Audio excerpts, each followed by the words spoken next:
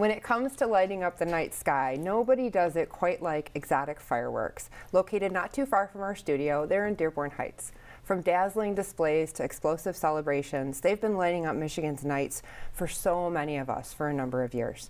We have a fun show tonight. Welcome Pat Mifsud, who's come to celebrate Michigan today, our show produced on the campus of Madonna University. I'm Chris Benson.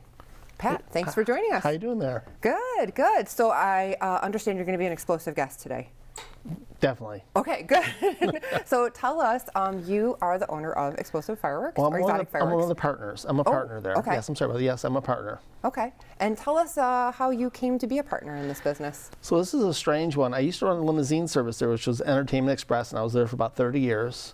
And we used to do all kinds of crazy stuff there. And insurance kept on going higher and higher and higher. This is liability insurance because the state, there's a suit, everyone wants to sue everybody. Like you see all these sue. So the insurance was about $100,000 with having about 50 limos, but it progressed to up to $330,000 in my last few years, which is impossible to pay $6,000 a week before you even turn on your lights. Yeah. So it's an impossible task to do. And I was just getting too stressed out, and lots of money was coming in, but I wasn't able to keep any of that money. That's challenging. Very challenging, very frustrating, because you always think it's going to get better the next year. You're always lying to yourself, thinking, well, it'll change, it'll get better, but then gas prices go up and this. It never got better. I just lied to myself. Well, and you're right off of Telegraph there, right? Telegraph and Warren, just south of Warren, yep. Okay, excellent, because I remember seeing the limos out there and everything. See the balloons out there and everything. We just have a little show out there. Yeah, so it went from limos to fireworks. How did that transition happen? So I sold the building to a fireworks guy. And I watched him doing some stuff, and I still need to do something else. And besides, I'm not ready to retire yet. And I thought it was interesting. It's only a couple months out of the year that you're really focused in mainly. It's like a 2-month gig. And I need something else to do.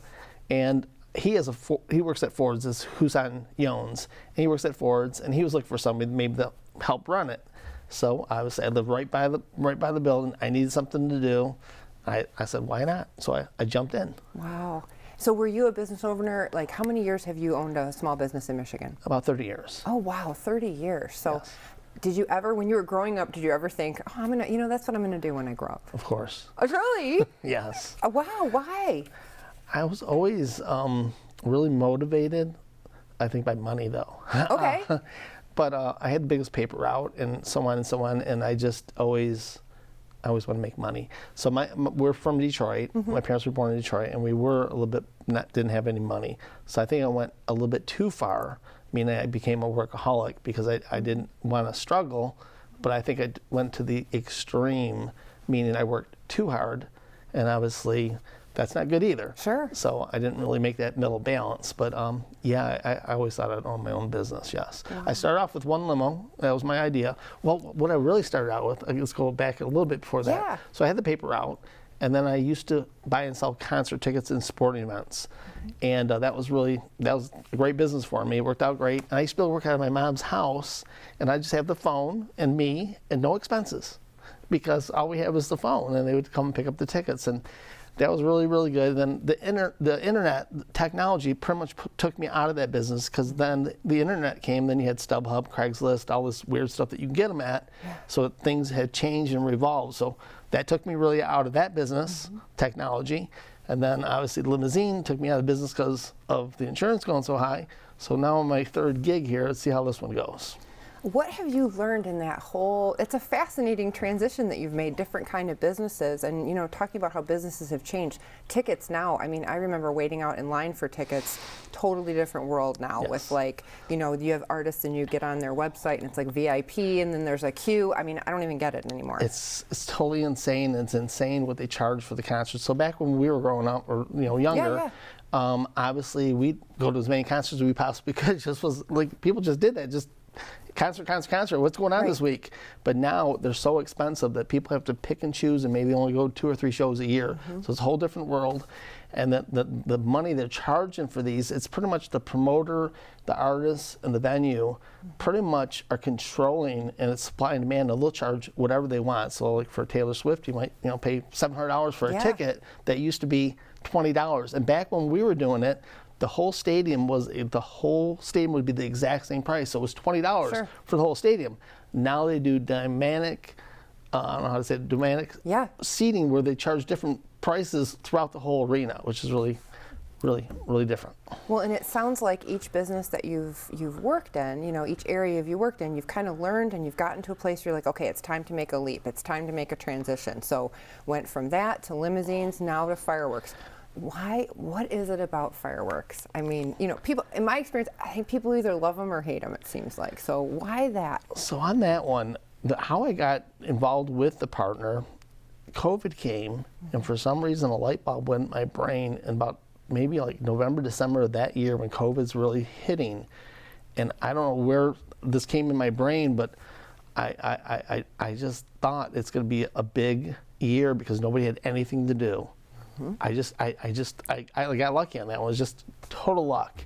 So there was an auction that the state had, and we bid it on that auction. Sometimes there's fireworks that the state actually takes back from people who do it illegally. Okay. And then they have an auction once a year. So we put in a bid for the auction, and I said if we win, then obviously I'll come on board and I'll invest in it. So we won the bid, but I had this intuition that it's going to be a really good year. So as it was progressing and people started coming in early, and there's so many, you can just see that there's something going here that, people want something to do, get out, whatever it might be. So I kept on looking at it, and I made all these different contacts to different people in different states. And then as it's going and we're selling, I'm calling the other states saying, hey, put that on hold. And then if I put it on hold and I'm paying for it, they're actually like running out because I'm just making one step ahead of the next guy. And I don't know how I figured it out.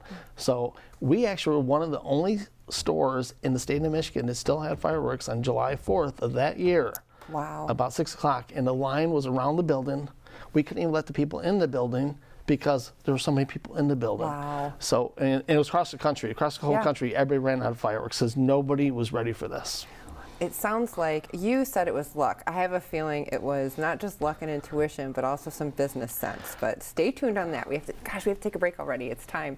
Stay with us. We'll be back in just a minute with Pat Mifsud. See you soon.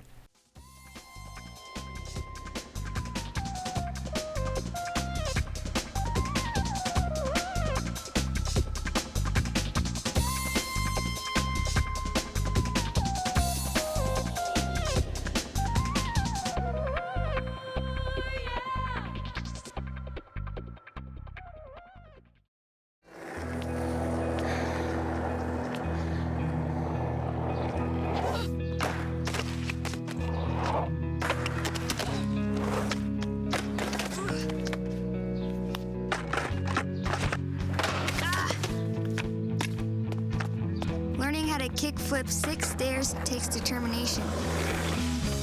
So will getting into college. I've got what it takes. So do you.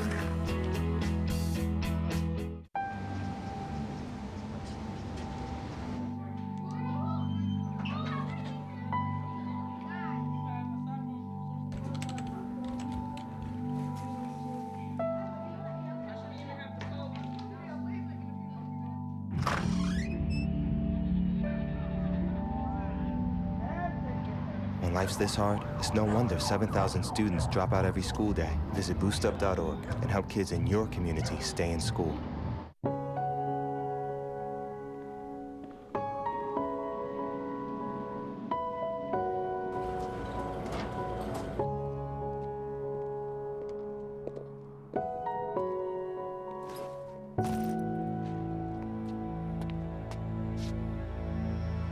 Welcome home, man.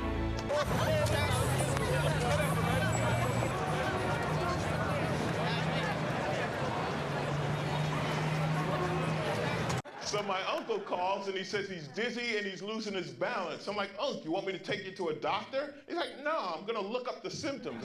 I said, your symptoms are you're dizzy and you're losing your balance. So he said, I can't get on the internet because my arm is numb. I said, well, use your good arm and dial 911.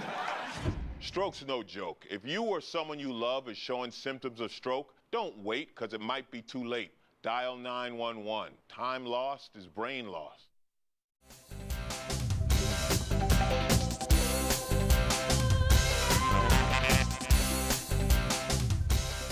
Welcome back to Celebrate Michigan. I'm Chris Benson. Joining me today is Pat Mifsud from Exotic Fireworks right down the road in Dearborn Heights. Pat, we were talking in the last segment about, you went into the fireworks business in COVID. It was just around that time. Yes. That had to be a big risk that you took.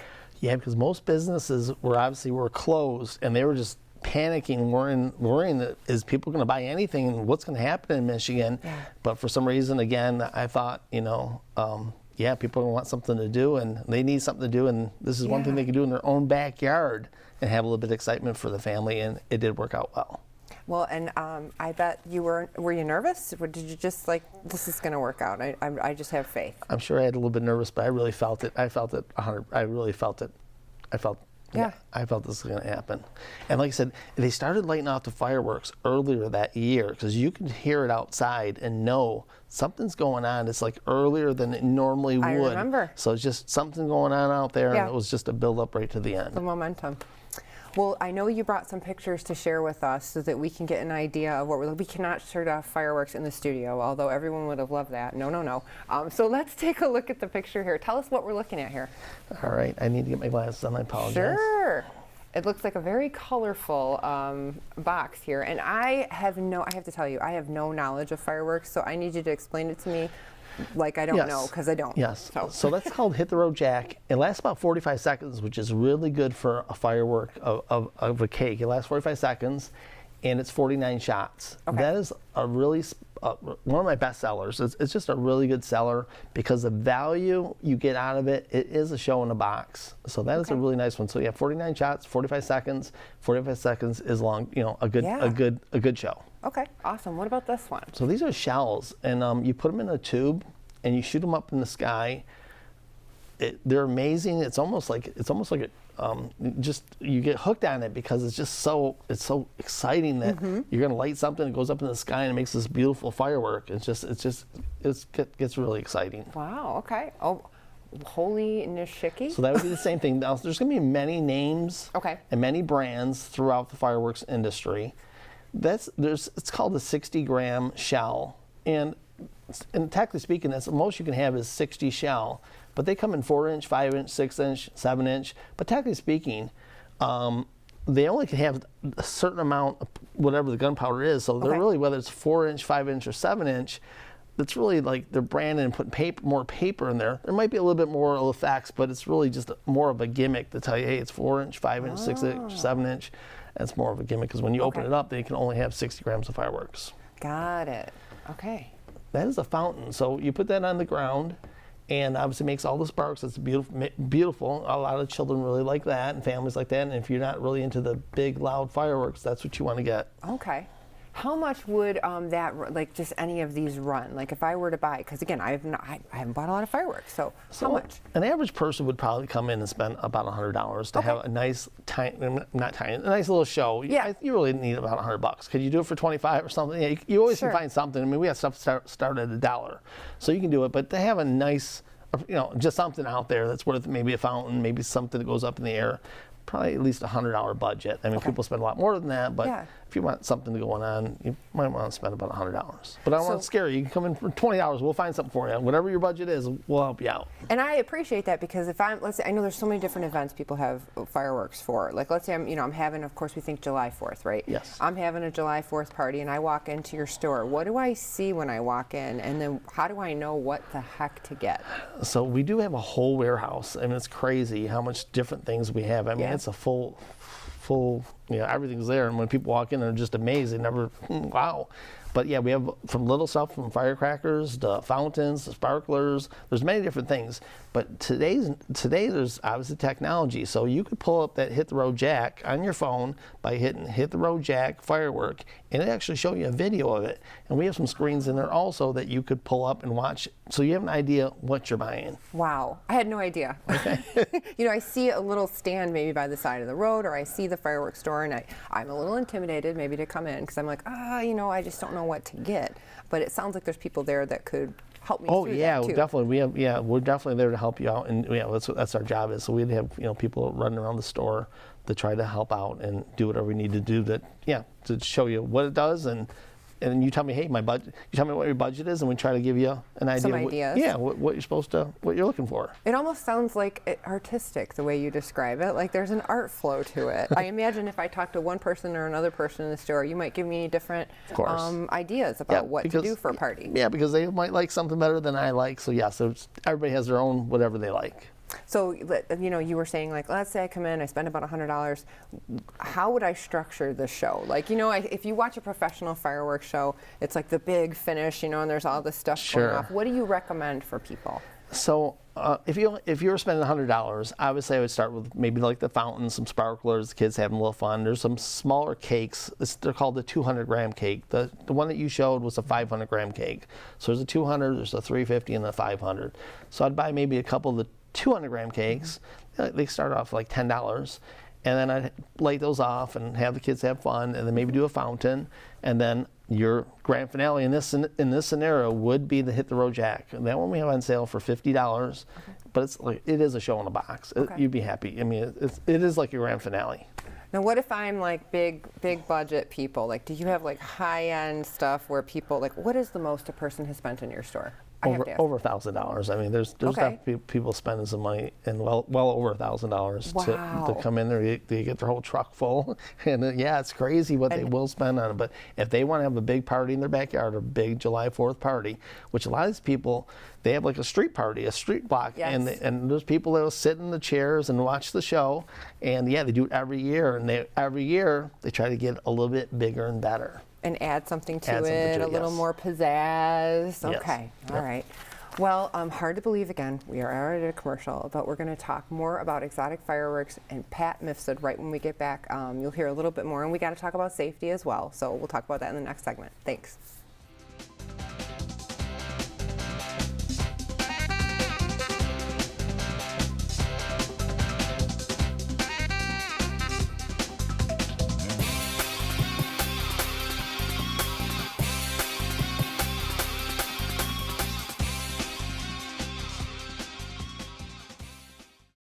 So, are you going out tonight?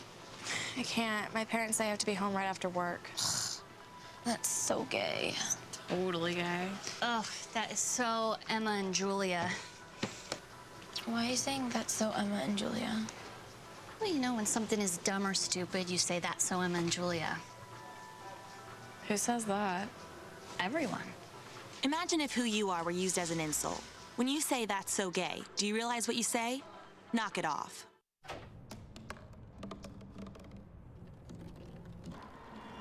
Everybody has a dream.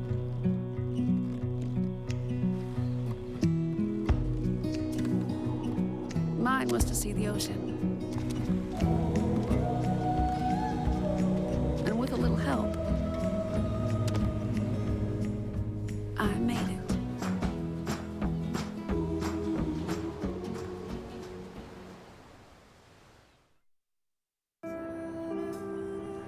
You realize that 49 million Americans struggle with hunger? That's 1 out of every 6 Americans.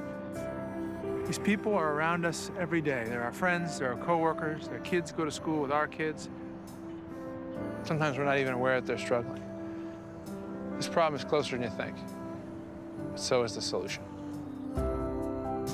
Play a role in ending hunger. Visit feedingamerica.org/hunger and find your local food bank. Yes, ready, ready. Go get it.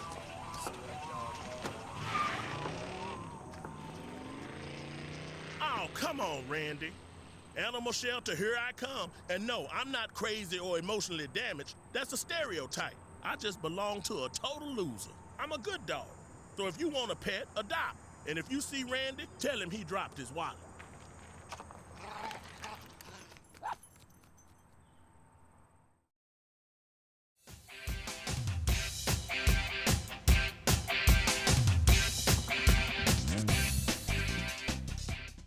Welcome back to Celebrate Michigan. I'm Chris Benson, and again, I'm joined by the explosive Pat Mifsud from Exotic Fireworks. You like that? I love it. Okay, great. Big bang. Oh, so you know we got to talk about safety. I mentioned in the last one. And, sure. And I said if I were to come in and just purchase some fireworks, let's say I'm having a birthday party and I want to do something, or there's like my favorite sports team just won, and I've never done this before.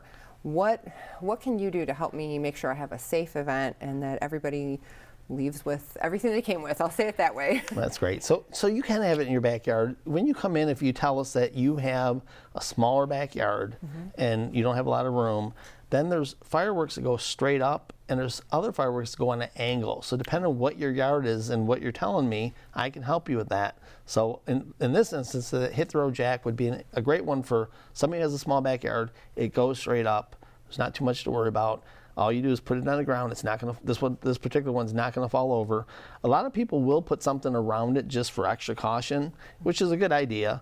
But yeah, on that particular one, it's going to stay there. It's not going to do anything. But you always want to make sure, and on any fireworks that you have, no matter what you light, especially like the ones that go up in the sky that we call the canister shells, if that thing was to fall over, the person that would hit would be in deep trouble. Yes, it's very powerful.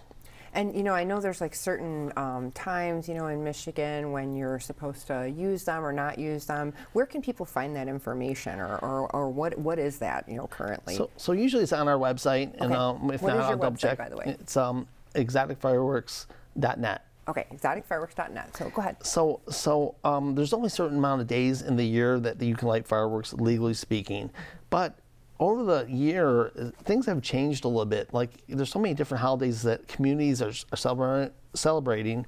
You know, whether it's, I can't think of different names, but, you know, each culture has their own little thing. I've heard them during Diwali. Yeah, that's what I'm trying to say. Like, yes, there's so many different ones. Chinese New Year. Yeah. There's just so many different ones. Yeah. So right now, when those holidays, the police in that department, because usually that community, they sort of look the other way. Even though it's not legal, they just look the other way because they just know these people are going to be celebrating their holiday. So it sounds like you've got that there, and you mentioned your website. What other just safety tips do you have? Like, the worst, you know, I can remember as a kid, here's a sparkler, and what do? You grab the sparkler. Like, that's just what you did, right? Yes. But any other safety tips that you have? Like, if people are getting ready to enjoy them, what should they have nearby, or what should they consider? Sure. So sparklers actually are one of the more dangerous fireworks because kids actually touch that not knowing how hot it is. So sparklers are one of the worst. A lot of things happen with those. But you should have some water in some type of jug, because once a firework like the hit the road jack goes up in the sky and does its thing, there's a chance that box is still hot. And it's a good idea just to pour some water on each one of those, whatever you're lighting up, just to make sure it's totally out. And I have to say this just because I've noticed it. You know, there's the day after the celebration. Everybody had a great time. My public service announcement is to clean up after. Yes. That's the thing, right? So yes, they do make a big mess, big mess. So we have the biggest one that makes the biggest mess is 16,000 firecrackers. It's in a roll, and it just makes a tremendous mess. But you light it, and there's 16,000 are going to go off. But yeah, it's the biggest cleanup that they have. But yeah, we like to, you know, if people are enjoying the show with their neighbor, hey, at the end of the show, let's help out. Let's be responsible. Yes. I agree. But then there's a lot of regulations with the insurance. So we have to have insurance, obviously, through the state, and we're regulated.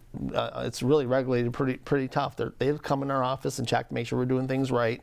So going back to the tents, that you can buy it at a tent, but you know, you got to be careful with tents to make sure everything's straight there. I think it's still better to buy it from a store, but we do tents also. But there's more variety if you go to the store, and the prices are actually cheaper in like the store than out in the tent. I appreciate you saying that, just talking about the regulation piece of it. And again, if you're, you know, like if you see a tent by the side of the road for whatever you're buying at it, and it doesn't say exotic, you might want to think about it. Make sure they're registered, licensed. Yeah, they have to have license, and you can't just open it up and start selling fireworks. So that's where you'd really want to be careful. If you're just a guy driving his truck selling out of the back seat, I'd stay away from that, because you don't know what it could blow up as soon as it could blow up. And then going back to why certain things are illegal in the state, like M80s, everybody asks for M80s all day long. You know, you can sell a million M80s. Everybody always wants what they can't get.